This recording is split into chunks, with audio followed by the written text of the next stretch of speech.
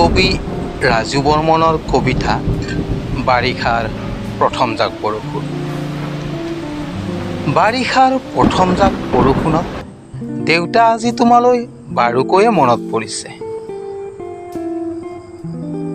পুৱতি নিশা ভাইটিয়ে হালৰ গৰুহাল লৈ ৰঘু কাইটিৰ লগত পথাৰলৈ বুলি থাপলি মেলিছে। দেউতা, তুমি আঁতৰি যোৱাৰ পৰা ঘৰখনত কাল অমানি খাই জুমুৰি মাৰি ধৰিছে অ'।